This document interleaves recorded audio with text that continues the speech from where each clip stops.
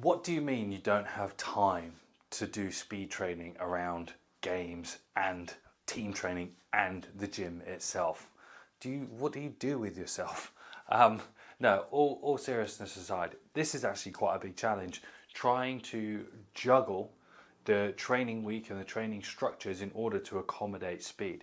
I think the big challenge that a lot of athletes have and a lot of coaches have is trying to fit everything in. But what I'm going to tell you today is that you don't have to. You have to understand how what we will call rotation of stimulus. If you don't know who I am, my name's Sam Portland. I'm the author and the creator of the Sport Speed System. Over the last decade and more, I've been coaching athletes to personal bests from grassroots sports all the way up to some of the best, most explosive athletes in the world. And if you stick with me for the next couple of minutes, I'm going to show you exactly how you can start maximizing your training time efficiently with some small tried and tested tweaks.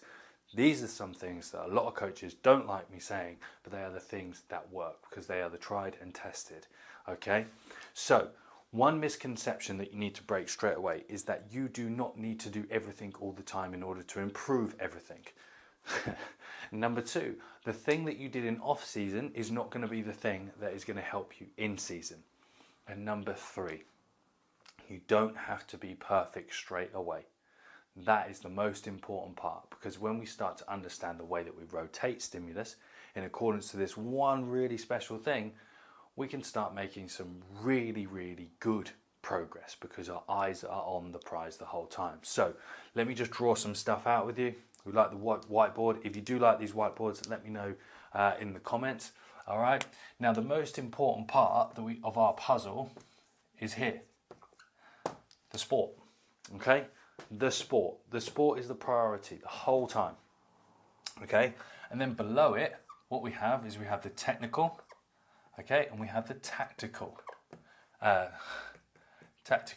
components of the sport itself. Okay, they're the most important, they're the priority. So then we have underneath, all right, then we draw this line. This is everything that we are trying to strive forward and develop and prepare our athletes and prepare yourself for.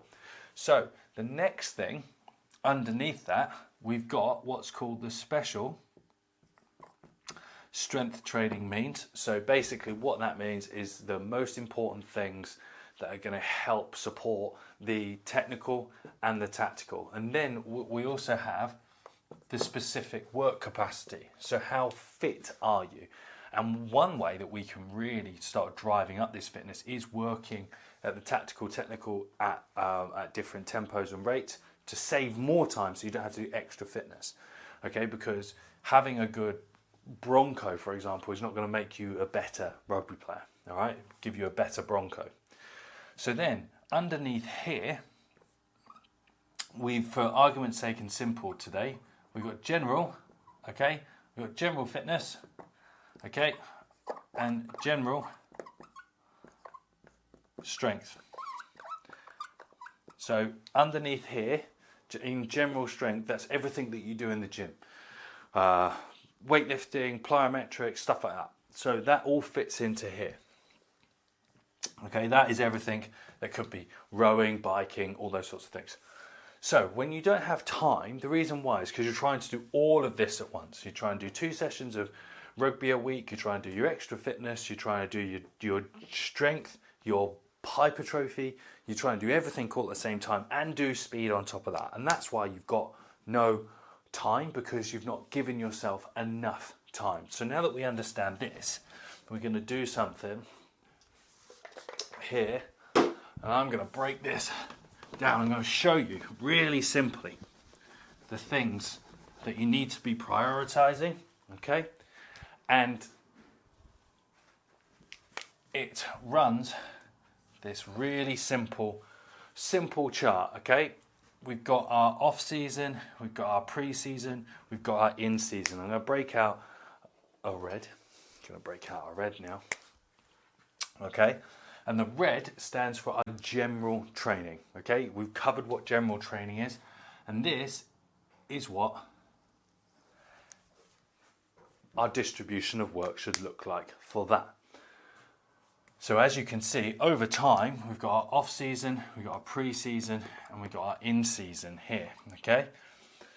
So we know that our general training is going to drop off, all right? Whilst our specific training is going to pick up, all right? So the reason why you think you've got not enough time is that you're trying to train everything like this, all at the same time, when actually, in fact, what we need to do is look at how you spend your time. So now that we understand this, we know that we have to make considerable shifts from off-season to in-season models.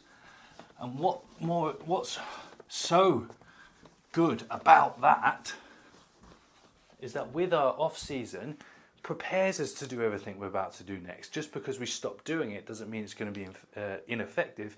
It means that we're using, okay? It means that we are using that to be effective.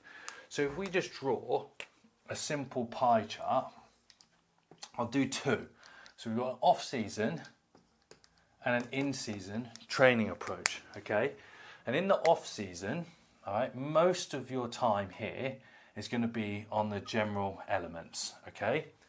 You may do a little bit of technique for your sport. Bit of goal kicking, extra passing, playing around, all right? Then the rest of this time here can be dedicated to specific, okay? Specific level 1. All right, so here that's where you're going to be doing all your strength training, but then this is where you're going to be doing all your extra standalone straight line sprinting and bits of bobs. So then when we get into in-season, we've got this to work with. Okay, so here, a large proportion of your season is taken up by actually playing the game. All right, then I'll caveat this and give you that, because then that is training. That's team training itself. But the best thing about team training is you've got loads of speed and loads of fitness. Then the rest of it, okay, so you're getting in your speed doses, you're getting in your fitness because you're preparing and playing all the time.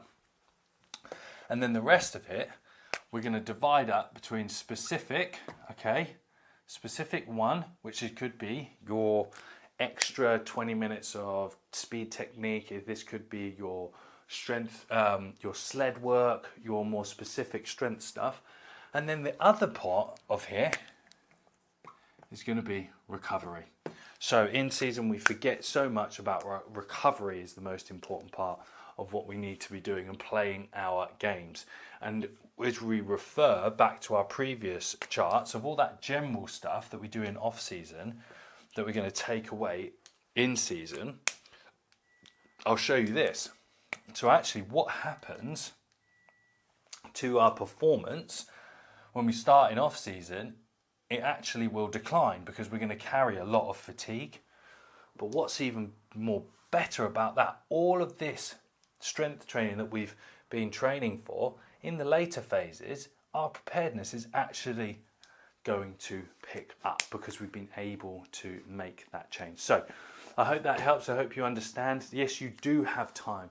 You should have time. You can make and create more time. If you liked what I talked about in this video, just drop it in the comments, and I'd love to hear from you. And until next time, make sure you watch the next video. But I'm Sam, your legendary speed geek. I'll speak to you soon.